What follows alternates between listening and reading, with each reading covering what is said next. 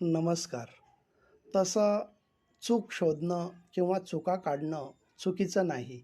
फक्त त्याची सुरुवात स्वतःपासून झाली पाहिजे इतकंच.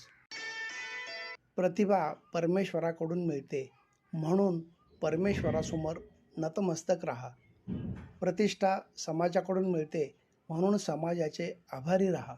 परंतु मनोवृत्ती व अहंकार स्वतःकडून मिळतो त्यापासून सावध राहा.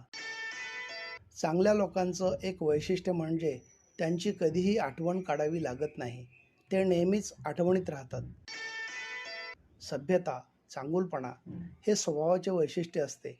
पण अतिचांगुलपणा, अतिसभ्यता समाजात भ्याडपणा समजला जातो. म्हणूनच प्रसंगी जशास तसे वागणे योग्यच ठरते.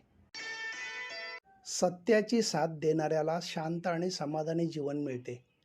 खरं दाखवण्याचा आणि खोटं लपवण्याचा कधीच प्रयत्न करू नका. वेळ दोघांनाही जगासमोर आणते.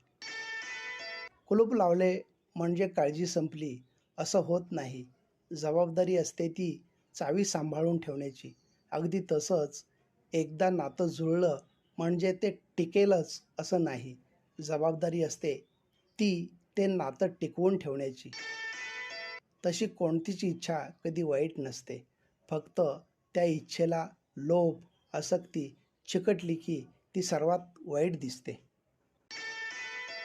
एक सफरचंद काय पडलं, लगेच गुरुत्वाकर्षणाचा शोध लागला. इथे माणूस रोज पडतोय, पण माणुसकीचा शोध अजून लागलेला नाही आहे.